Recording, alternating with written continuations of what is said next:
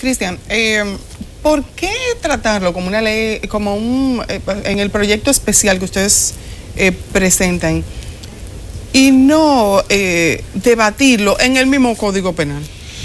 Es que porque pareciera, de verdad, una de las preguntas que se hacían parecía como que había un arroz con mango y que se tocaron demasiados temas en un proyecto de ley que ya estaban contemplados en otras leyes. No, lo que pasa es que el Código Penal establece pena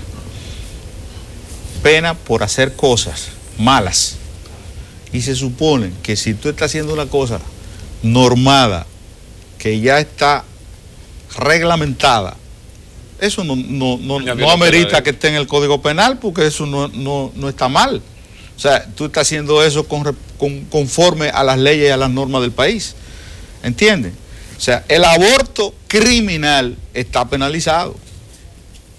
Pero si tú, el incesto y la violación, tú tratas de excluirlo dentro de las causales penales, excluirlo dentro de lo que es el aborto criminal, pues no tiene que estar en el Código Penal, porque no se supone que tú debas recibir pena por hacer algo que está normatizado. Por eso el presidente envía una ley especial.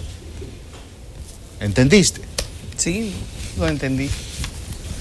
¿De qué manera el ejercicio profesional de la medicina, los ginecobstetras, los médicos generales, los anestesiólogos, se ve afectado en el sosiego de la profesión cuando hay tanta confusión a nivel de la población con el peso que ejerce la iglesia y las iglesias diferentes en el aspecto constitucional? Mira, lo que pasa es que nosotros vivimos en una sociedad donde se le presta poca atención a muchas cosas. Por ejemplo, yo me río de cuando la Iglesia Católica dice que ellos tienen proscrito todos los métodos de planificación familiar, excepto el método del ritmo. El 99.99% de los católicos confesos, militantes católicos, usan los métodos anticonceptivos, usan la pastilla, usan el preservativo, el Norplan, el DIU, la pastilla el día después. Todos los métodos anticonceptivos lo usan las católicas. Entonces, ¿por qué usted dice que usted lo prohíbe si todos sus feligreses lo usan, excepto los catecúmenos?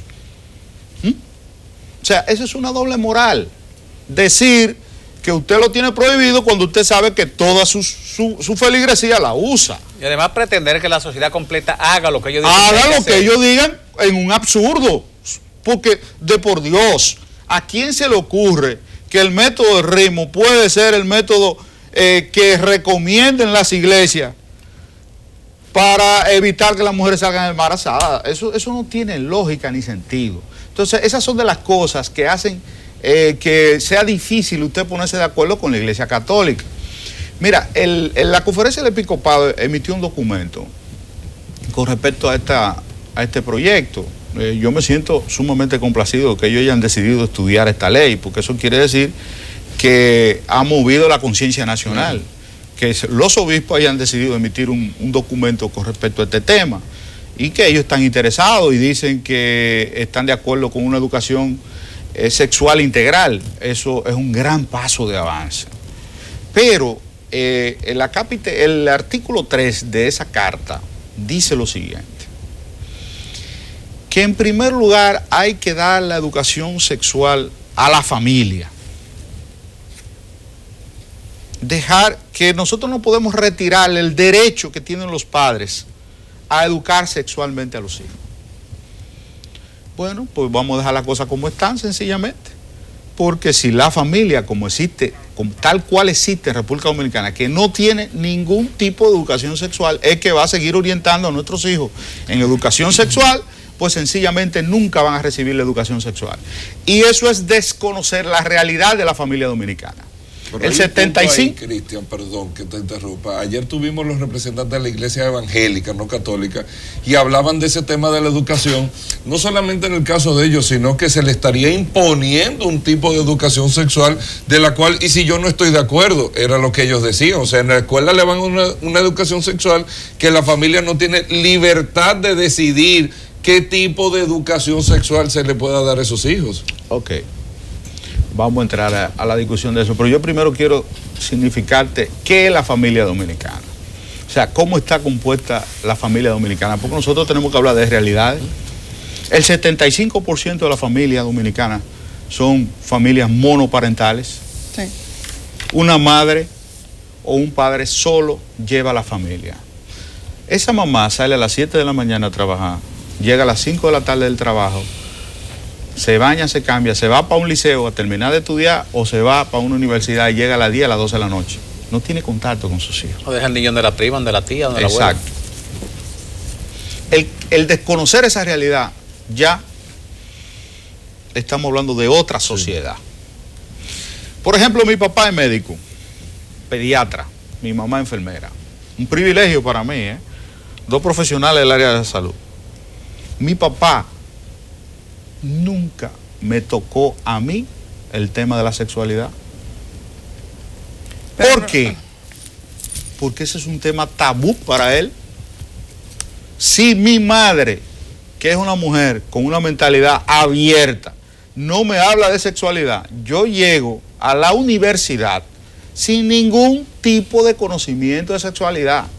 Y no es hasta que me dan anatomía y me dan psicología cuando me comienzan a hablar de la sexualidad. Pero por suerte... Abierta, sí. Exactamente. Lo que pasa es que entonces, se piensa desde la iglesia que hablar de sexualidad es inducir al sexo. Exacto. Y hablar de sexualidad no es eso. Para nada. Me recriminaban, mire que aquí dice que el sexo, que el placer, que el erotismo, que dice en el proyecto de ley, placer, erotismo. Y la sexualidad no está vinculada en un 100% al placer y al erotismo. La sexualidad, usted no es parte, no me venga con esa. Es parte de, porque la sexualidad tiene que ver hasta con tus órganos reproductivos y eso es, es anatomía. Pero reproductivo, ese es otro componente. Pero por ejemplo, hay el 80% de la mujer de más de 40 años no tiene capacidad reproductiva porque ya está preparada o porque ya no. Entonces, eso de conocer que haya sexo después de los 40 años en una mujer. O si tú estás tomando pastillas anticonceptivas, tienes un DIU, tú no tienes sexo para reproducirte, tú lo tienes por placer. Entonces, todo ese tipo de tabúes hay que eliminarlos. Sí, y ahí estamos de acuerdo, Cristian. No tenemos mucho más tiempo. Ayer se hablaba en el debate que teníamos. ¿Has tenido tú algún contacto, incidencia, orientación de parte de la Organización de las Naciones Unidas, ya que este tipo de proyectos se está llevando en todo el mundo? Mira, algún tipo de... Esa es otra. Dicen que esto es un proyecto importado de Naciones Unidas que pretende. Yo le preguntaba a Ramón Núñez en su programa en el día de ayer, tú eres miembro de la Junta Monetaria, Ramón, sí. Tú sabes que el Banco Mundial exige muchas condicionalidades para los préstamos del sector eléctrico, que ustedes tienen que tener transparencia, que ustedes tienen que tener el CIGEF, una cuenta única del Tesoro. Señores, sin los proyectos de Naciones Unidas, nosotros fuéramos una selva, para que estemos claros. Entonces, ¿has tenido incidencia de Naciones Unidas? No, ellos no. ¿Ni orientación? Pero hemos consultado técnicos porque yo soy ginecólogo, pero es un proyecto que tiene un alto contenido técnico. Y yo voy a ir a Haití, o voy a ir a Sierra Leona o a Uganda para que me orienten. Yo tengo que ir a la OMS, a la Organización Mundial de la Salud, a la OPS, a los organismos que tienen que al programa de Naciones Unidas para el Desarrollo, de por Dios. Bueno, si lo que aspiramos es una sociedad como la Inquisición y meternos en las catacumbas y meter en aceite caliente en una paila a la gente, la cruzada. Si el tema de educación sexual tuviese menos pederastía, menos abuso a menores, porque los niños y las madres, los padres, podrían identificar el nivel de alto riesgo que tienen los hijos cuando se asocian con alguna parte de la sociedad, que parecerían ser santos, pero tremendo demonio tenemos a veces atrás. Bueno, Cristian, gracias por tu tiempo. Gracias por venir a socializar este proyecto y ojalá y que pueda tener ya, que desde el 2011 está trabajando y bregando con esto. Nosotros invitamos al pastor Fidel Lorenzo, con el que llegamos a un acuerdo de que estamos casi, que ellos quieren que le cambien algunas palabras, yo cambio lo que ellos quieran, siempre y cuando no se pierda el espíritu de disminuir la mortalidad materna y el embarazo del adolescente, que es el único propósito que tenemos. Así es. Gracias, diputado Cristian Paredes. Nosotros nos vamos a una pausa, no se muevan.